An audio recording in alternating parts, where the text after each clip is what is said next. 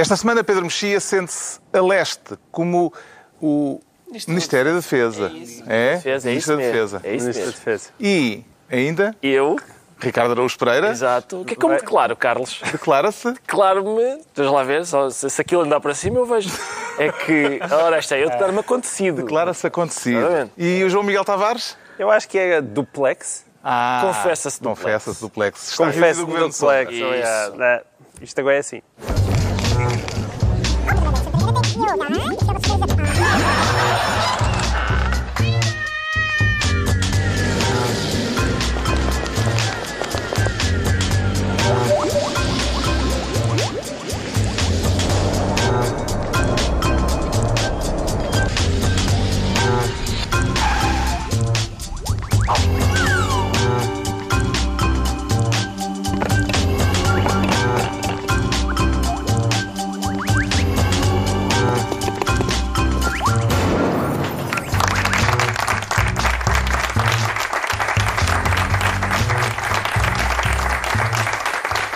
Ora viva, sejam bem-vindos. No final de uma semana em que o comandante da Proteção Civil se queimou na fogueira mediática e em que o Governo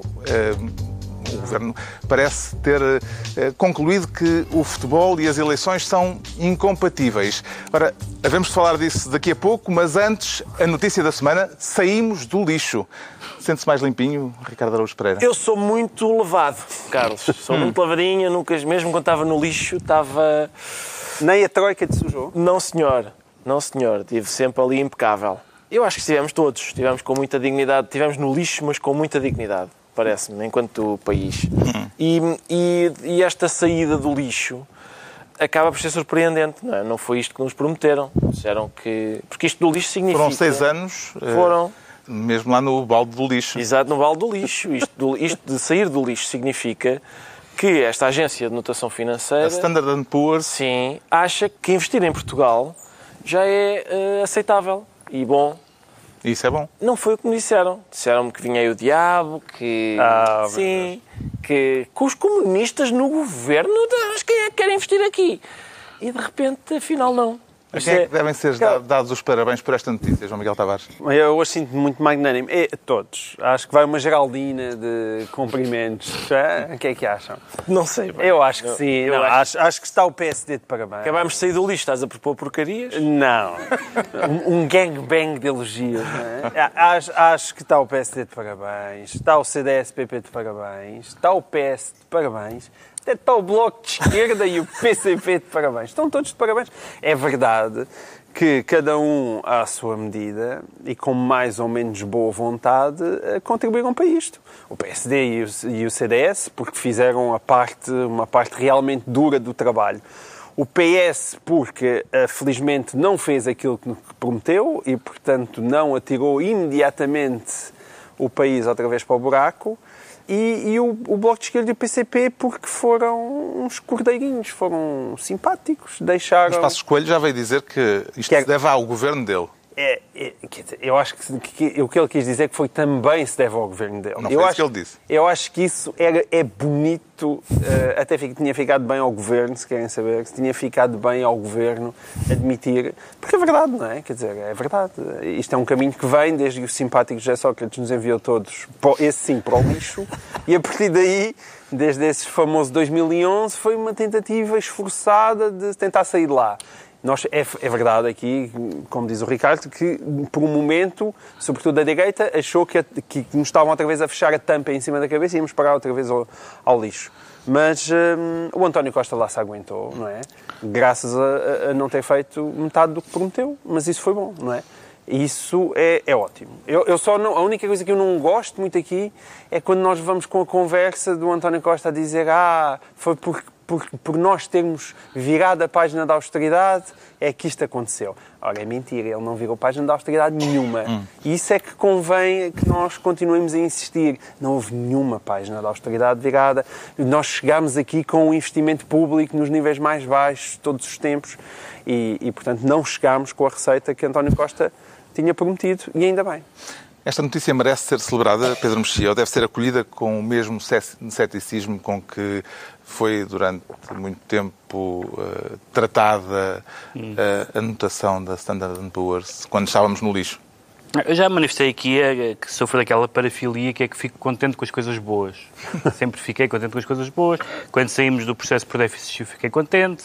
Agora fico contente. Quando ganhamos a Eurovisão fiquei contente. Quando fomos campeões da Europa fiquei contente. Há coisas mais importantes que outras, naturalmente. É porque tens tantas oportunidades para ser feliz e depois és um pessimista. Pois é isso, porque não dura nada disto tudo. Mas o que eu... Portanto, é uma boa notícia, não vale a pena entrarmos na história alternativa de o que teria acontecido. Acho difícil tirar o governo anterior desta história e acho que ficava até bem ao António Costa ser um pouco magnânimo neste momento.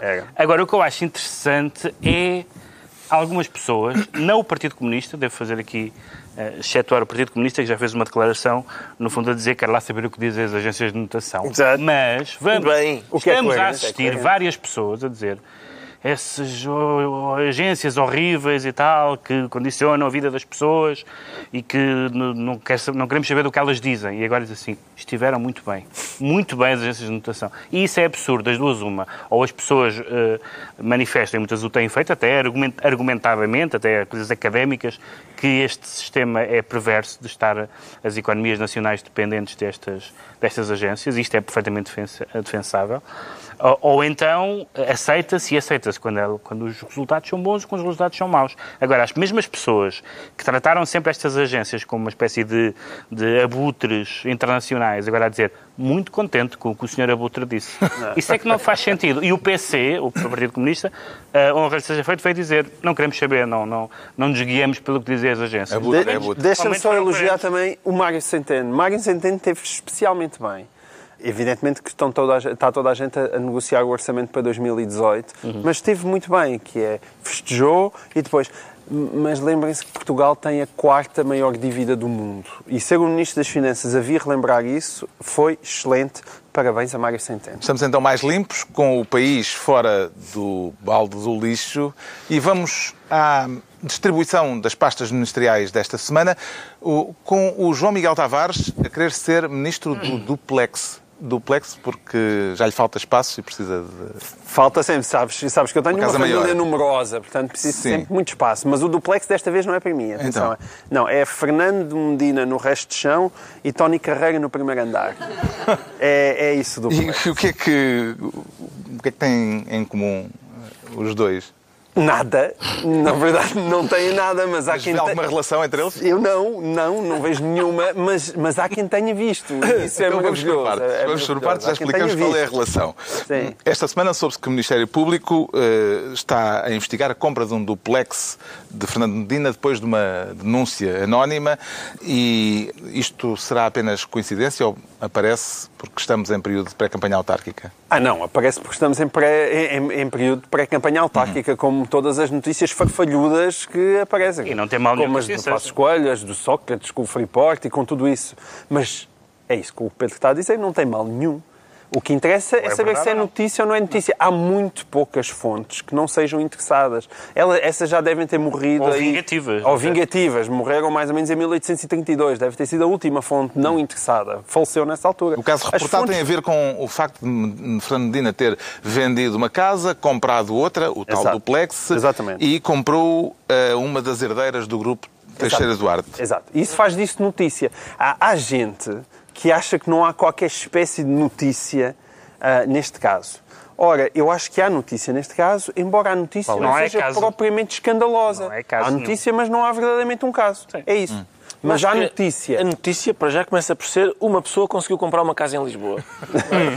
Exato. Começa a ser complicado. Por aqueles valores não é Estão todas alugadas e tal. Não. Se tiveres 645 mil como ele teve, ainda consegues comprar algumas. Sim, pois, acredito que sim. Agora... Mas mesmo assim, são pequeninas. São pequeninas. Agora, porquê é que isto é notícia? É notícia por causa do nome da vendedora, cujo apelido é Teixeira Duarte, e é de facto uma das herdeiras do grupo, parece que não está muito envolvida, mas é uma das herdeiras do grupo. O prédio inteiro foi recuperado pelo grupo e depois foi sendo vendido, aqui já é uma segunda venda. E a notícia também porquê?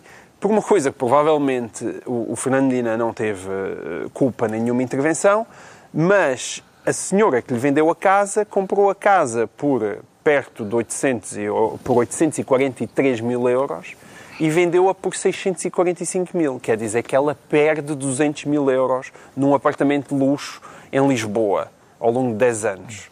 O que é uma coisa que, por isso, simplesmente não acontece, a não ser que ela seja a pior vendedora do planeta. Agora, quando se vai ver o preço das casas, parece que é aquele primeiro valor que está inflacionado. E tudo indica que Fernando Medina, de facto, pagou pela casa aquilo que é um valor relativamente normal. Portanto, mas o facto de não haver aqui uma escandaleira não significa que não seja notícia, porque evidentemente que é notícia. Aquilo é uma notícia. Uma notícia do setor da secção de imobiliário. Não é uma notícia da secção de imobiliário. Não é, nós não podemos crer. Isto são questões de transparência, de saber. Depois também há a questão do constitucional, dele ter falado no sinal, mas depois não indicou que já tinha exatamente comprado a casa. Não há uma grande... Mas não tem que haver sempre escandaleira. Não tem que haver sempre escandaleira. Ou das duas uma, ou qualquer coisa de errado, ou ilegal, ou não sei o que mais, ou não é notícia. Ninguém vai titular. O Ministro das Finanças pagou os impostos. Mas eu acabei de explicar... Não. Eu acabei de explicar porquê. Não, mas eu acho que... Tem a ver com o apelido da pessoa que vendeu a casa, que é evidentemente significativo, e tem a ver com o facto dessa pessoa que vendeu a casa ter vendido a casa por menos de 200 mil euros do que a comprou. Sim. E isso, quando juntas uma coisa à outra, não podes dizer que não é notícia. E depois Fernando Medina chegou-se à frente, mostrou trocas de mails, mostrou a documentação que tinha, e nós olhamos para aquilo e dizemos, de facto, parece não haver aqui grande coisa. Mas é notícia, é evidente que é notícia. Nesta situação alguma coisa de reprovável, Pedro Mexia? Não, quer dizer, o que acontece é que aquilo a que se pode dizer que é uma notícia é o relatar de uma situação que, por termos alguém que é atual Presidente da Câmara, que vendeu bem e comprou ainda melhor, e quando compra, por intermédio de uma agência, a uma das principais construtoras e que tem ajustes diretos com a Câmara, etc. E, portanto, isso, naquela expressão muito generalizada, pode cheirar mal. Há sempre uns olfativos das notícias. Só que não, é totalmente processo de intenções. Não há nada nas notícias que apareceram nestes valores que nos permita dizer, para além do género, isto é esquisito. Não é esquisito. Há pessoas que há bons negociadores, há preços que estão inflacionados, há uma série de razões. Porque senão qualquer pessoa que fizesse bons negócios e que fosse uma figura pública estava automaticamente sob suspeita. Qualquer grande empresa que tivesse negócios com o Estado, ou neste caso com uma Câmara, todos esses negócios cheiravam-nos sempre a esturro. Eu acho que não. Nada do que apareceu é estranho. Bom, menos aquela parte da informação dos habitantes daquele prédio. Mesmo isso. Não, dois ministros do CDS, o sogro que foi ministro do PS e agora o Fernando Medina. Eu não sei, provavelmente a Remax agora tem uma agência dentro da Assembleia da República. Eu não sei, é porque estas coincidências extraordinárias olha, está aqui este prédio para venda. Eu vivi durante vários anos no mesmo prédio de Vale Azevedo e repudio essa ideia de que por viveres num prédio... Mas como assim? O Vale Azevedo também estava no prédio de Sócrates. Quantos prédios é que Vale Azevedo? É isso. Esse é o problema. Provavelmente ele tinha 327 mil prédios em Lisboa e todos nós éramos vizinhos da Vale Azevedo. E porque eu conhecia Vale Azevedo do prédio, tive horas na fila das eleições do Benfica para correr lá do que ele, porque eu sabia como ela era no O problema é que tu não tens nenhuma ligação a Vale Azevedo. Aqui há ligações políticas de um prédio que era de uma construtora. Não estou a dizer que foi nada. Podem ser imensas coincidências, mas são coincidências mas tens alguma coisa... Não, é o contrário. Não tens que explicar as coincidências. Tens que explicar as não coincidências. Tens que explicar se há alguma coisa errado.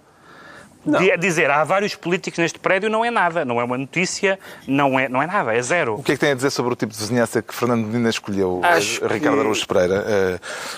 Um antigo ministro de Sócrates, dois ministros do CDS, os sogros. Exato. Bom, é tudo bizarro, não é? Sim, essa parte é questionável. Vou viver para o pé de quem? Dois ministros do CDS, um do Sócrates e os sogros. Epá, não, desculpem. Não. O do Sócrates, peraí. O dos Sócrates bate com os sogros, porque o Sócrates é o sogro é o Jaime Silva, que é o ex-ministro. Pois eu sei, mas ninguém vai para o pé dos sogros. Acumula. Exato, acumula. Sim, vai lá, é a mesma coisa, não é? Sim, é a mesma coisa. Se não é pior ainda. Sim. A questão é que temos que questionar o critério do Presidente da Câmara de Lisboa em termos das pessoas com quem. Exato, mas a questão é que isso talvez explique porque é que a casa desvalorizou... Imagina se tu quisesse dizer mal da tua sogra e além da tua sogra ainda tinha sido ministra do sogra. Sido ministra do sogra, pois é, pá, é terrível. Mas isso talvez explique porque é que a casa desvaloriza 200 mil euros em 10 anos, não é? Olha, eu comprei isto por 800 mil, mas agora está infestado de ex-ministros do Sócrates, por isso, olha, pegue lá isso por $500 000. Bom, mas o Ministério de João Miguel Tavares é o Ministério do Duplex e, pelos vistos, o segundo andar deste Ministério é ocupado pela acusação de plágio que foi movida esta semana pelo Ministério Público contra o cantor Tony Carreira. Porquê é que junta as duas coisas, Miguel Tavares? Porque há várias teses que depois surgiram sobre isso nas sempre coloridas redes sociais, que é que Tony Carreira faz parte da Comissão de Honra de Fernando Medina. E, portanto, isto só apareceu... Porquê que isto apareceu nesta altura? Esta história é uma história antiga, que já tinha aparecido há uma década, mas com menos canções. Na altura era para aí umas 13 e o Tony Carreira lá fez uns acordes para basicamente... tentar que aquilo parecesse menos vergonhoso do que efetivamente é, porque é efetivamente vergonhoso. E então há gente que diz, isto é para prejudicar o Medina. Mas e depois também havia quem dissesse, não, isto só surgiu agora, foi para desviar as atenções da casa do Medina. E o próprio Tony Carreira aparece no meio desta gigajoga. Ele diz que há uma situação estranha, mas não pode revelar o que se não trata. pode revelar. E, se calhar é isto. Bem, vamos então, mas vamos concentrar-nos no caso... No essencial, não é? Na substância da questão. Com certeza. Na acusação a Tony Carreira. E para isso preparámos algumas provas documentais e uma espécie de descobrir as diferenças. Depois de ti, mais nada, nem sol, nem madrugada, sem ti não há amor. Depois de ti, não há nada, nem sol, nem madrugada, nem lluvia, nem tormenta. Sonhava ser cantor de cantigas de amor. Com a força de Deus venceu nessa pequena aldeia. O menino era eu e hoje a cantar em cada canção. Trago esse ir et la manger devant les cathédrales. Il a le cœur en deux quand un enfant a mal et il ferme les yeux sur tous ses souvenirs pour mieux se faire mentir.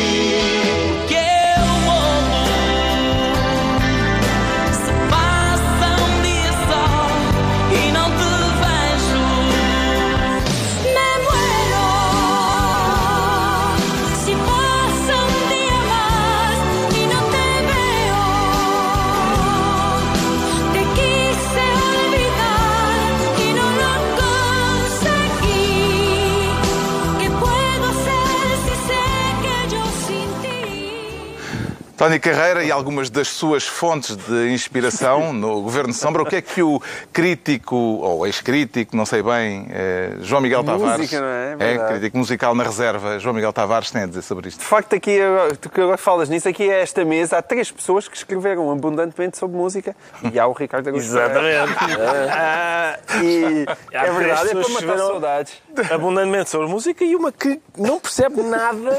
Mas até tu, não é? Não, de repente estás ali, epá, isto só há qualquer coisa. A música é apenas um dos temas das quais eu não sei nada, mas não me importa nada falar sobre ele, que é óbvio, senão estava sempre calado. Mas eu atenção, por exemplo, os Procol Harum, que ao menos copiaram o Bach. É uma coisa de quem é que a gente há de copiar? Vai o Bach. Não é aquele senhor da barbinha que tem outras senhoras cavalitas. Mas enfim, aquilo é mais original. Agora, eu ainda por cima, durante muitos anos, eu sou um adepto de música pimba, da verdadeira, daquela brejeira e dançável e marota. Eu acho genuinamente graça àquilo. E durante muito tempo nós tínhamos que ouvir que Tony Carreira, cantor pimba. Não, o Tony Carreira não é cantor pimba. Eu sempre achei, não sei se há aqui fãs de Tony Carreira Carrega no público, espero que não haja, porque senão posso ser agredido, mas ele sempre assim, o grau zero da fuleirice nacional, Tony Carrega. E então, isto na verdade pode ser encarado como uma boa notícia, que é do género, olha, afinal não foi ele que fez aquela fuleirada toda, não foi ele. É uma boa notícia. Mas o que me preocupa é que realmente com o correr do tempo, o Tony Carreira foi entrando numa espécie de mainstream. Começaram a aparecer grandes reportagens sobre ele na SIC e os concertos começaram até a ter violinos e orquestras. E quando nós chegamos já àquele patamar do violino, isto torna-se mais importante e deve ser desmontado. E portanto, como vocês bem se recordam, ainda há tempo estávamos a discutir que realmente aquele embaixador em França que se recusou a abrir as portas da embaixada... Ele tinha os discos originais. Sim. Com certeza, o senhor sequer estava lá em França e conhecia as versões originais e achou, se calhar o Tony Carrega trazê-lo para aqui para receber uma condecoração é melhor não. E ele provavelmente safava-se, mas na altura em que não havia internet. Porque se vocês virem bem, isto são versões muito antigas. Na altura em que não havia internet, era muito difícil alguém descobrir de onde é que vinham os originais destas canções. Mas em 2017, Tony Carrega está tramado. É melhor começar a ter outro tipo de técnica. Parece-lhe plausível, Pedro Mexia, a tese de que o Ministério Público só agora acusou formalmente Tony Carreira para atingir a candidatura de Fernando Medina? Só não me parece plausível. Porque eu gostava, se houver, o Carlos Vaz Marques está nas redes sociais, contacte a Carlos Vaz Marques a dizer a alguém que tenha mudado o seu voto por causa disso. Exatamente. Mas houve algum português sem que dissesse isto ficou bem, as obras e tal, mas realmente isto do Tony Carreira... Pá, eu ia votar no Medina, que isto mas se as cantigas do Tony não são dele, então vai Cristas. Tenho a certeza. Mas o Tony Carreira provou com isto que é um homem de outros tempos, porque um músico pós-moderno não plagia, faz samples, claro. E homenagens, citações, mas pões lá, esse é que é o problema. A questão é ele ter dito que era o autor daqui. Com certeza. Exatamente. Pequeno detalhe. É um pequeno detalhe. Depois disto, o Marco Paulo também fartou-se de cantar canções que não eram dele. Não eram, mas eram acreditadas ao autor autêntico. Depois disto passou a apreciar menos a obra musical de Tony Carreira, Ricardo Araújo Pereira. Não, eu sou daquelas pessoas que passaram a apreciar menos a obra política de Fernando Medina. Eu sou daqueles que realmente o quê? Este homem está na... Às vezes a sensação que dá é que as redes sociais são dirigidas por um maestro da estupidez que está ali com a batuta e diz: quero ouvir uma teoria da conspiração, pianinho primeiro, pianinho lá atrás, e agora entram então os oboés da falácia, isso, e agora as cornetas da indignação forte, agora sim. E dá isto. Eu não... Há uma coisa... Sim. Os oboés já são em Alegro. Não é? E nisto entram as cornetas à bruta. E a velocidade com que de repente deflagra uma... Mas este não chegou às cornetas da indignação. Ficou-se pelos oboés da falácia. A sério? Não foi? Não estás a ter. Não fez o seu caminho. É duro de ouvido.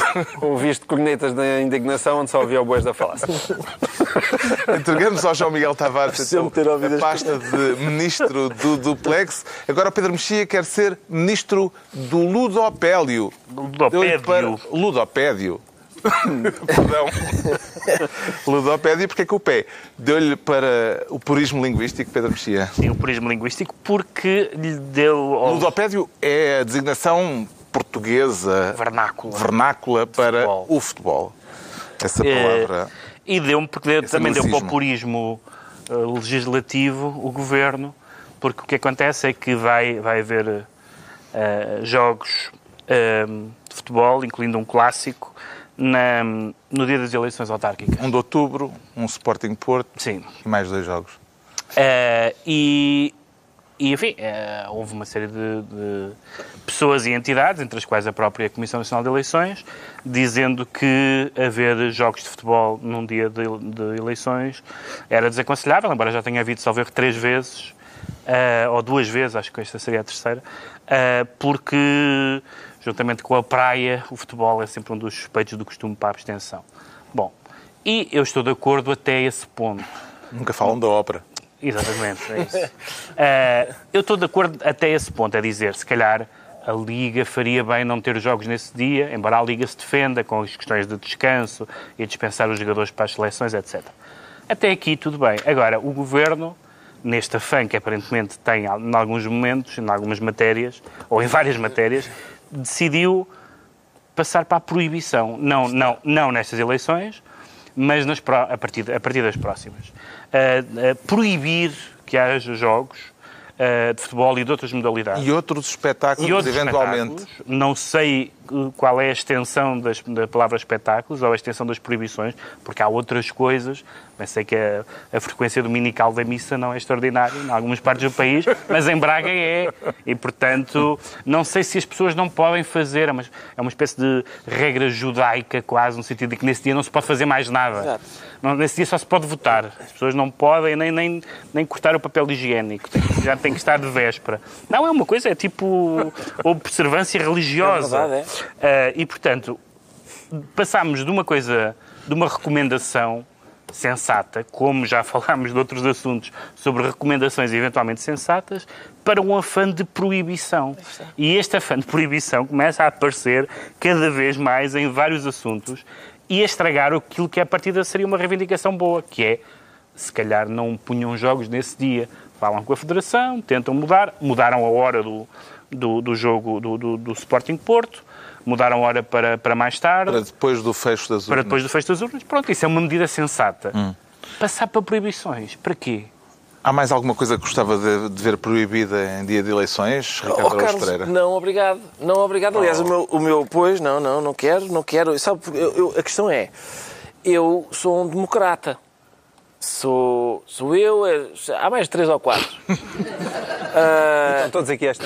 Exato, quase. Mas a minha questão é a seguinte: nós, na democracia, a proibição é um último recurso. Exato. Último recurso esse, para o qual é bom que haja razões Ponderosas. Exato.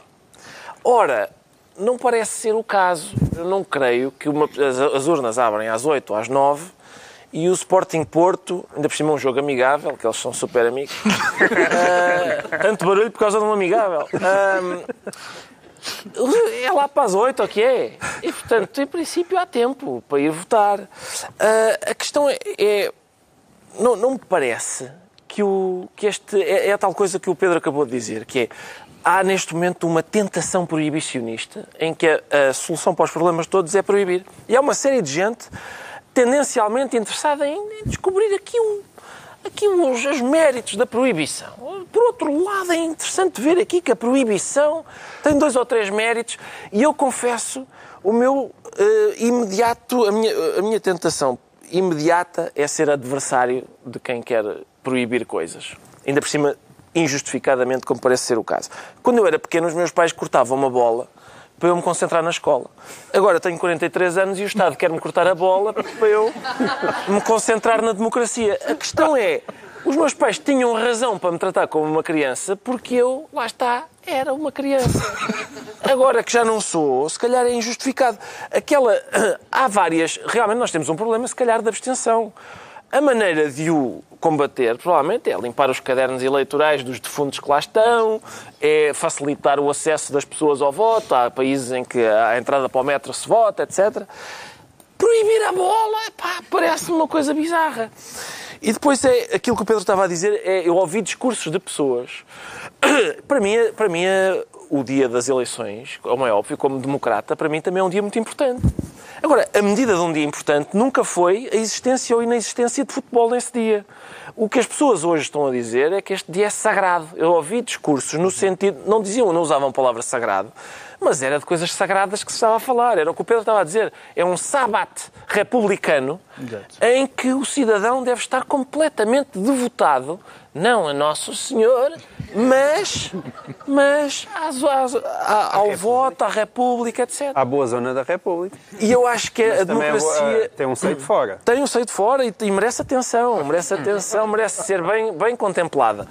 Eu acho que a democracia tem qualquer coisa desacralizadora, em vez de sacralizadora. Enfim, a minha... Vê, pelo menos, alguma boa intenção por detrás desta intenção do Governo, não é isso? Não, boas intenções existem, mas como se costuma dizer, de boas intenções está um inferno cheio. Agora, aquilo que o Ricardo acabou de dizer é a perfeita descrição de uma outra coisa, que infelizmente ninguém fala e devia falar, que é o famoso dia de reflexão. Exato. É igual. Sim, sim. Agora, como se já não bastasse aquela idiotice do qual a gente tem feito pouco aqui várias vezes. Temos feito pouco aqui, mas tristemente respeitado, porque parece que dá umas multas enormes e a TVI não está disposta a pagá-las, para a minha grande tristeza, porque eu, por mim, desrespeitava alegremente o dia de reflexão. Acho aquilo uma palhaçada total.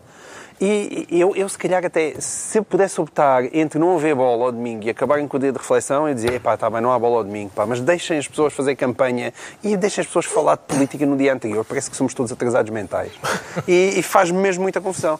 E, idealmente, deixem haver bola e acabem com o dia de reflexão. Acabem com aquilo, não faz sentido nenhum. Hoje em dia, por cima, com as redes sociais e com o mundo digital, é uma coisa impossível de cumprir.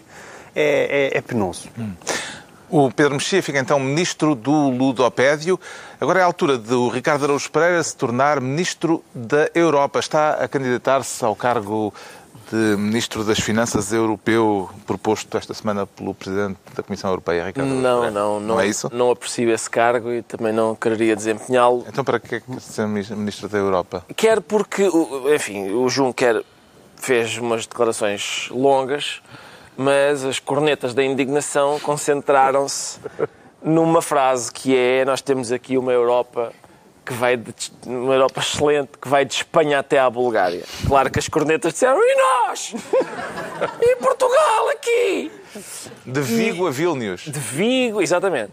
E, portanto, quando ele diz que a Europa vai de Espanha até à Bulgária, a minha reação não é dizer ei, é dizer está bom.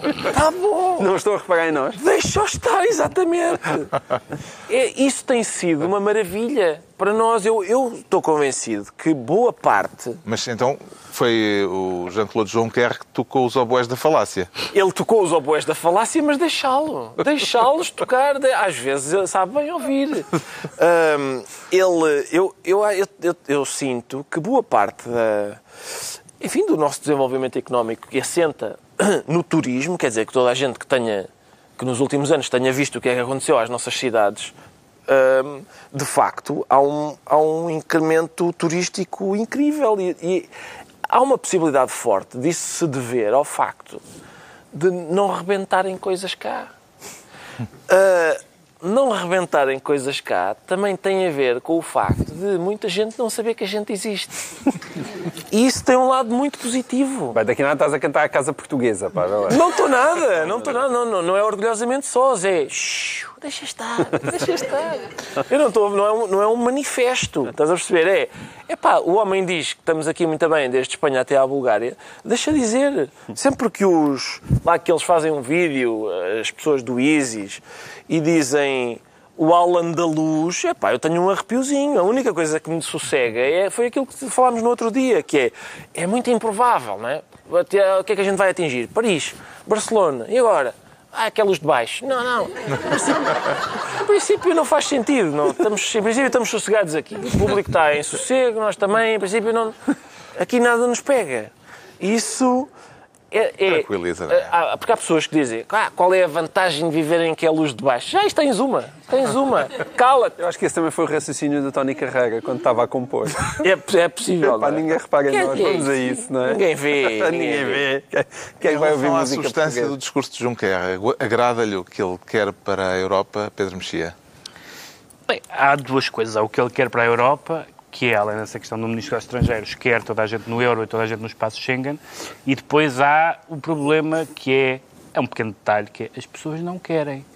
É uma coisa que acontece muitas vezes na Constituição Europeia. Os europeístas mais ferrenhos, europeístas em uma certa medida somos todos, ninguém é contra o projeto europeu, quer dizer, certamente nenhum de nós aqui a esta mesa é contra o projeto europeu. Mas os europeístas mais ferrenhos e mais ativistas têm uma ideia da Europa e essa ideia da Europa as pessoas têm que se adequar a ela e não há indicação nenhuma que com a questão da crise que ainda não está superada em relação ao euro e com a questão da imigração que está longe de estar superada em relação ao espaço Schengen, os países que não estão queiram estar.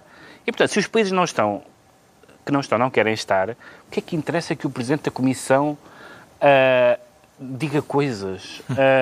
É sempre a velha questão que tem havido nas questões europeias, em que estas figuras, no fundo, acham que os povos não estão à altura do projeto europeu.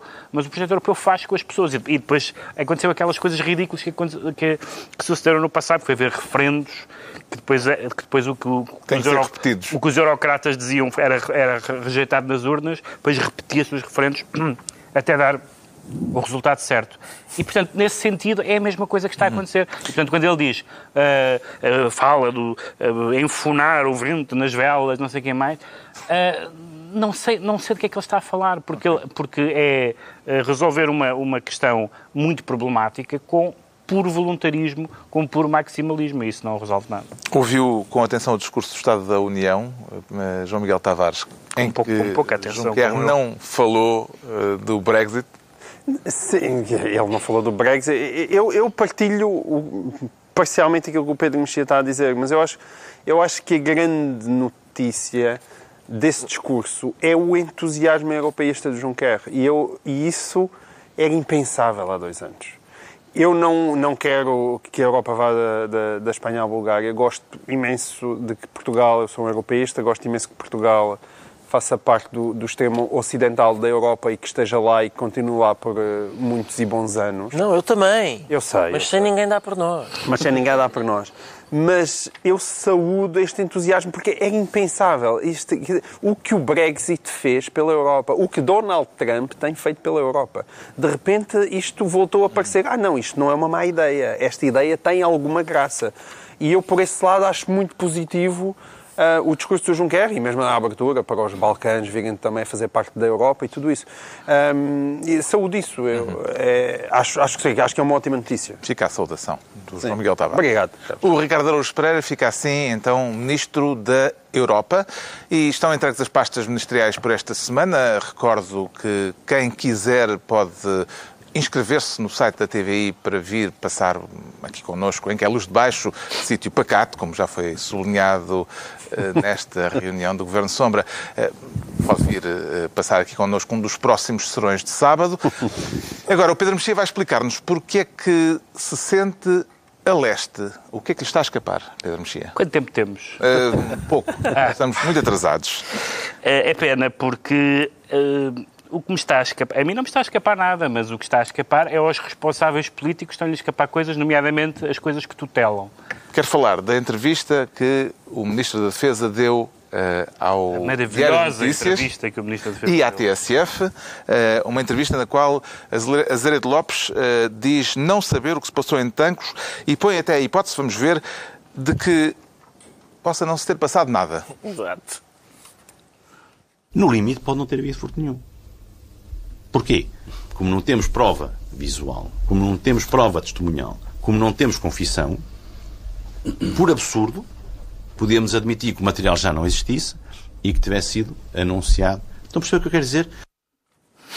Está a perceber o que o Ministro quer dizer? Estou a perceber o que eu quero dizer e muito mais. Eu tenho uma espécie de best-of recortado da entrevista, porque é muito difícil uma pessoa espalhar-se numa entrevista como o Ministro da Defesa se espalhou esta matéria. Porque ele acrescenta, ele não sabe nem quer saber, porque diz, não sei se esteve lá alguém, sei que há um furo na cerca e que foi declarado o desaparecimento de material, não sou inspetor criminal, não quero saber se foi A ou B, se foi de dentro ou de fora, não quer saber, portanto, não quer saber. Não sabe se aconteceu, não quer saber, e depois culpas. O Presidente da República, como sabe, pediu que houvesse responsabilidades, e ele disse, diz o Ministro da Defesa, vivemos obcecados com a lógica sacrificial, com a questão da culpa. Há aquela ideia de que aconteça o que acontecer, alguém vai ter que responder, ou ser demitido, ou ser inculpado, ou ser objeto de um processo disciplinar. Realmente é uma ideia parva. Porquê que alguém há de responder por roubo de material militar? Eleger responsáveis e depois eles serem responsáveis. Claro que o material militar é um material militar que não presta. Porquê? Porque quando eles dizem os mísseis anticarro E o ministro diz, bem, você diz mísseis anticarro, parece uma coisa do Rambo. Não são mísseis anticarro, são sistemas LAW. LAW quer dizer Light Anti-Tank Weapon. São sistemas anti-carro, anti-tanque. São a mesma coisa, só que em inglês. E depois várias outras coisas. Os problemas que a inspeção detectou, diz o ministro, não detectou, não tinha de detectar.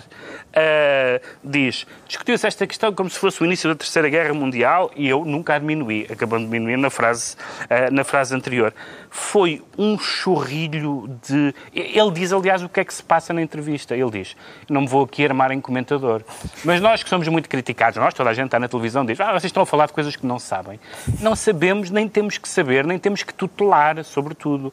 Ninguém nos pede responsabilidades, embora todos nós tentemos informar mais ou menos das coisas, em algumas áreas dominamos melhores do que outros, mas este é o responsável político. E diz esta lista, que ele não era muito perspicaz, nós sabíamos desde os tempos da ERC. Sim, ele também não via nada do que o José Sócrates fazia. E, portanto, esta entrevista realmente... Porque quando as pessoas dizem, bom, não é culpa do governo o roubo de tanques, não é culpa do governo os incêndios. E não é nem um caso nem noutro. Mas a gestão a posteriori e a gestão a posteriori não tem sido feliz, e no caso do ministro Azeredo Lopes tem sido realmente penoso. A teoria de que pode não ter havido roubo, de que o material pode ter sido desviado antes de chegar até ao paiol de Tancos, já circulou anteriormente e até por parte de antigos responsáveis militares. Parece-lhe plausível, João Miguel Tavares? Só no sentido que é Azeredo Lopes, como ele estava a dizer, o Pedro, este era o senhor que mandava na ERC durante o tempo em que José Sócrates era primeiro-ministro. E ele nunca viu que José Sócrates pudesse estar a pressionar a comunicação social. Portanto, se ele nunca viu José Sócrates a pressionar a comunicação social, é natural que também não veja armas a serem roubadas em Tancos. Portanto, é plausível uma coisa com a outra. Agora, de facto, só há uma coisa pior do que o material ter sido roubado, que é não saber sequer se foi roubado ou não. Uma coisa é, senhor Geral, levaram-nos a G3, ou então, senhor Geral, não faço ideia se levaram ou se não levaram. Quer dizer, isto é que não saber se foi roubado é que a bandalheira ainda é infinitamente maior do que ter sido roubado. É escadinha. Roubaram-nos, o que nos roubaram era porcaria, exato. Não roubaram nada. Não roubaram nada.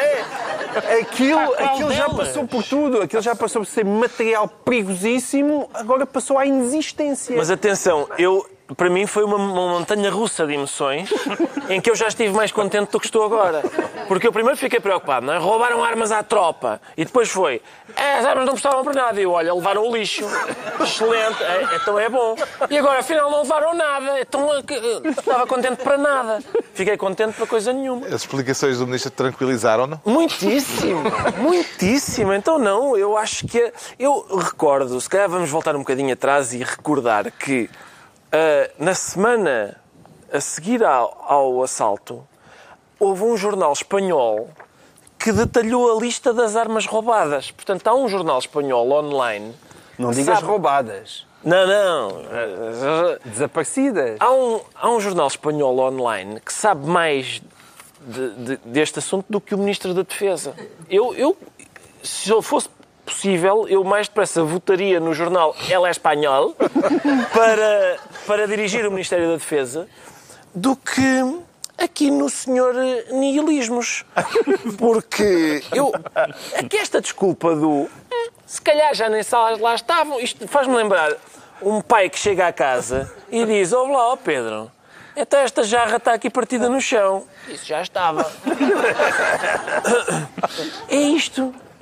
É o que este senhor... Atenção, o Marcelo, esse é que eu gostava de ter visto.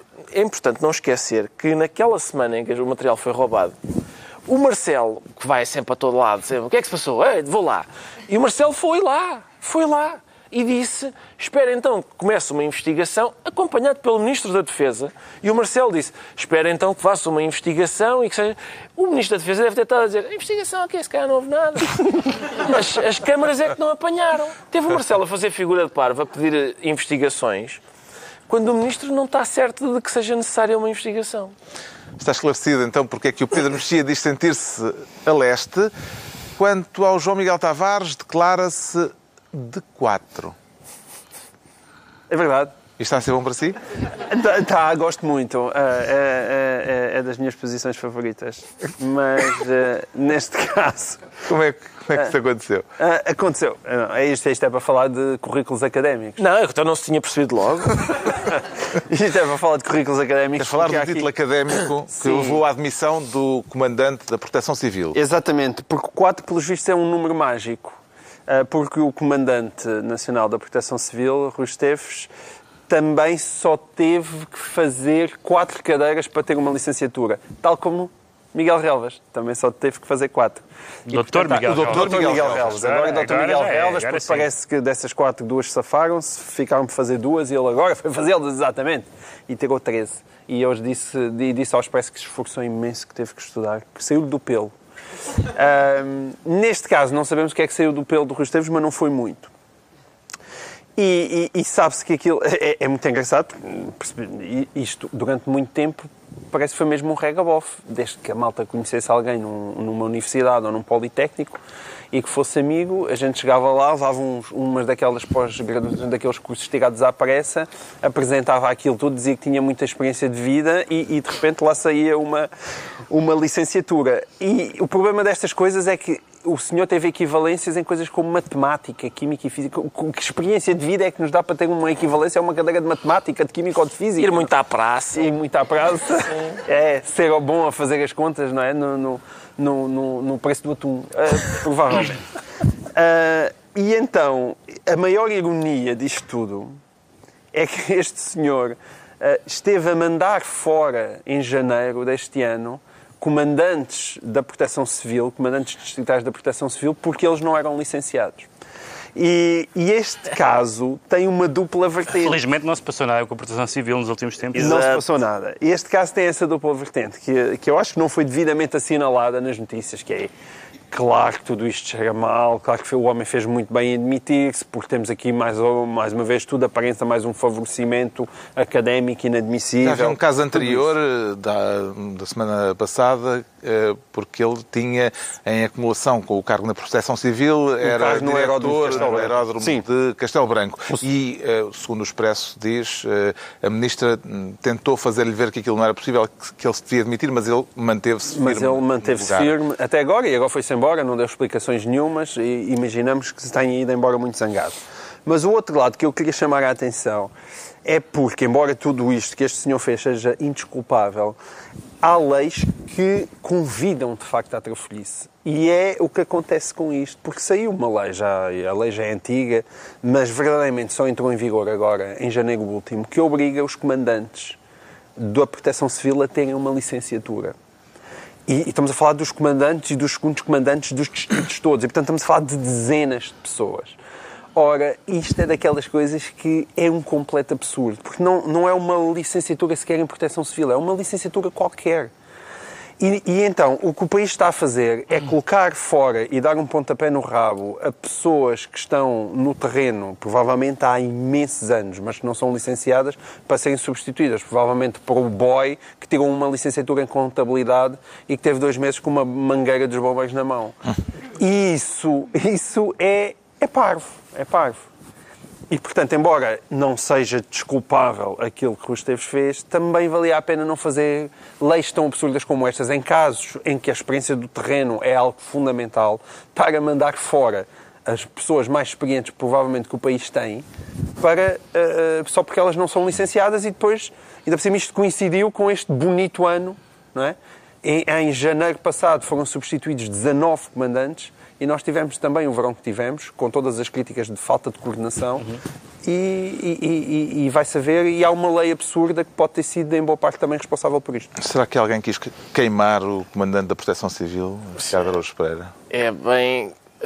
se quis, é natural que ele não tenha conseguido apagar. Aqui, apesar de tudo, e não obstante o facto de... ter alguma gravidade o facto de uma pessoa fazer 4 cadeiras e de repente tem equivalências meio bizarras e tal, e não obstante isso ser grave, eu continuo a achar um bocadinho esquisito que a sequência de acontecimentos tenha sido: então o Sr. Doutor deixou arder isto tudo, não foi? É verdade, mas eu não sou doutor. Então rua. Enfim, há aí umas prioridades que não fazem muito sentido, não é? O mais grave não é exatamente a licenciatura, que afinal parece que não é bem. É verdade, eu adorava ser mosca para saber quem colocou esta informação nos jornais. Adorava. Porque podíamos ter, se calhar, bonitas surpresas de saber quem é que queria correr com o senhor. Vê aqui alguma coisa de legal ou isto é política pura, Pedro Mexia? Era a lei que tínhamos. Eu concordo tanto com a questão do fetichismo da licenciatura, como a questão de que na proteção civil há assuntos mais sérios do que este neste momento. Mas, de facto, a lei era uma lei pré-relvas e que nós sabemos que mudou por causa disso. E, atenção, eu compreendo um certo grau de valorizar o currículo, a experiência, mas vale 32 cadeiras em 36, 90% de um curso feito sem exames. Eu lembro-me aquela história da cena do filme de César Monteiro, em que ele está a fazer uma entrevista de emprego e pergunta a uma menina assim com um ar um bocadinho vadio e diz-lhe estudos, e ela põe a mão na anca e diz andei na Universidade da Vida. E ele põe-lhe uma notinha no decote e diz então toma lá, filha, que é para pagar as propinas. Quer dizer, a Universidade da Vida tem importância e nesta matéria, quando a pessoa conhece o terreno, isso tem importância, mas 32 em 36 cadeiras. Agora, a lei existia e houve outros casos de que o Relvas foi o mais conhecido nesta matéria. Felizmente que esse caso pelo menos serviu para isso. Mas olha que a Universidade da Vida deve ter uns números clausos muito relaxados porque quase toda a gente do Facebook andou lá. Já sabemos porque é que o João Miguel Tavares se declara de 4. Vamos agora, rapidamente, tentar perceber porque é que o Ricardo Araújo Pereira se sente acontecido. O que aconteceu, Ricardo Araújo Pereira? O que aconteceu foi que Hillary Clinton... É o título do livro de Hillary Clinton sobre o que ela acha que aconteceu nas eleições americanas. Quer dizer, tendo em conta o que ela escreve no livro, a sensação que dá é que ela ainda não percebeu o que é que aconteceu. Já houve outros livros que explicaram melhor o que aconteceu. Será que ela sabe o que se passou em Tancos? É improvável, porque se aquilo que aconteceu mesmo nas barbas dela ela não percebeu, é menos provável ainda. Já tinha saído um livro chamado Shattered, salvo erro, feito por 2 jornalistas que tinham acompanhado a campanha dela e que era muito mais útil para perceber o que aconteceu, designadamente o facto de ela ser uma má candidata, uma candidata incompetente, errática, ter abandonado, por exemplo, os Estados, não tendo visitado os Estados do Rust Belt, por exemplo, deixá-los à mercê do Donald Trump para que ele os conquistasse. E há um outro livro que talvez, quem quiser, eu faço isto por minha conta e risco, porque a última pessoa a recomendar livros na TVI, entretanto, é Presidente da República, e eu não gostaria que me acontecesse a mesma coisa. Mas este livro explica bastante melhor o que aconteceu nos Estados Unidos do que o livro da Hillary Clinton. Hillary Clinton revela que depois da derrota se refugiou na oração, no yoga e numa boa dose de Chardonnay. Exato. O vinho branco francês. Sim, o livro parece ter escrito sob a influência do último. O que é que lhe parece ter maior eficácia nesta terapia? Lá está, eu creio que para já, eu como ocidental, e com todo o respeito pelo yoga, eu acho que nada é mais terapêutico do que vinho. Portanto, eu tenho essa tendência. A carreira política de Hillary Clinton terminou aqui, João Miguel Tavares? Eu acho que sim. Acho que ela não tem qualquer hipótese de regressar. É uma derrota demasiado... Não é por ter perdido, é por ter perdido para o Trump. Exato. Não é possível recuperar de uma humilhação dessas. O que é que seria diferente se tivesse sido ela eleita e em vez de Trump, Pedro Mexia? Bem, se teríamos uma pessoa, apesar de tudo, com todos os defeitos, mas com uma personalidade normal. Exato. Normal. O problema é que ela não percebeu praticamente nada, porque ela cita várias coisas que são verdadeiras ou parcialmente verdadeiras ou verosímeis, nomeadamente as razões da derrota, a intervenção do FBI, a intervenção dos russos, o populismo do Trump, as acusações do Sanders, a misoginia do eleitorado, tarará, mas depois ignora todas as outras, como, por exemplo, ter insultado uma parte do eleitorado, chamando-lhes deploráveis, como, por exemplo, não ter feito campanha nos swing states, ou uma campanha muito explicente. Mas nós agora também estamos aqui armados a inteligentes a posteriori, não é? Ninguém estava à espera disto. Não é uma questão de estar armada e inteligente. É uma questão de que nós não sabíamos o grau de displicência que, nomeadamente, esse livro, mas outros, revelou. Ela todos os estados em que o Obama... estados potencialmente perigosos, mas em que o Obama tinha ganho com alguma folga, ela deu-os como ganhos. Exato. E não foi lá. Exato. Ora, o Trump, estado por estado, ganhou com 2% num, 1% no outro, e bastava uma campanha que tivesse feito essa diferença para que não tivéssemos aquele homem na presença dos Estados Unidos. Vamos então aos decretos. O Pedro Mexia decreta: pode dar-se. Sim, é um decreto que era anterior a esta questão da saída do lixo, mas no fundo tem a ver com isso, porque o Ministro do Planeamento, Pedro Marques, que é uma espécie de anti-Azeredo Lopes, porque é uma pessoa bastante sensata nas coisas que disse, deu uma entrevista em que falou da melhoria das contas públicas, etc., mas, confrontado com isso, deixou este aviso que só pode ser para os seus colegas de apoio governamental, diz: pode dar-se a ideia de que há uma espécie de folga, que é uma forma muito sofisticada e contorcida de dizer não há cá pão para malucos. E, portanto, é interessante que haja gente do PS a dizer: eu sei que os partidos à nossa esquerda acham que agora vai ser à tripa forra, mas não vai. Não pode ser. Parabéns ao Ministro Pedro Marques. O João Miguel Tavares decreta incondicionalmente servil. Exatamente. Este incondicionalmente servil é uma expressão que consta do Manual de Sobrevivência do Calor, que parece que andou a circular este ano, na Universidade do Porto. E ver estas palavras em 2017 ainda, aliás, já depois de tudo o que aconteceu, incondicionalmente servil, obediente e resignado, não é um ser racional, não goza de qualquer direito, continuar com estas conversas, ano após ano, cada vez que começa o ano académico, é muito penoso. Há poucas coisas que me irritam mais do que as praxes. E eu peço, por amor de Deus, aos papás lá de casa, façam qualquer coisa. Eu não sou a favor das proibições, portanto, mas sou a favor da resistência dos calores que entram na universidade. Parem de fazer figuras ridículas. E não deixem ser prestados. E até porque já passamos a fase do qualquer dia morre alguém, não é? Já passamos a fase do qualquer dia morre alguém. Uma pessoa às vezes anda pelas ruas das cidades que têm universidades e ver aquela gente ali e depois dizem que estão-se a integrar. Vão-se integrar de outra maneira. Quer dizer, façam uma suruba, integrem-se de outra maneira. Olá! Agora, exato, façam coisas... Pegam outras maneiras mais interessantes de integração. O Ricardo Araújo Pereira decreta boi. Boi, porque há esta iniciativa do orçamento participativo. Não tocam as trombetas da indignação, mas toca o inteligente. Sim. Há uma iniciativa, não é, de orçamento participativo em que os cidadãos podem votar em propostas. Esta semana, quais tinham sido as propostas mais votadas? Houve alguns cidadãos que se organizaram e tal e votaram em massa numa proposta que foi a segunda mais votada, que é 200 mil euros para a tauromaquia. Que eu acho que é uma das coisas que fazem falta em Portugal, é dinheiros públicos na tourada. Portanto, pesando todas as nossas prioridades, acho que essa, sem dúvida nenhuma, eu estou já a puxar da carteira para pagar os meus impostos com outro gosto. Mas é capaz de diminuir o entusiasmo pelos orçamentos participativos? É capaz.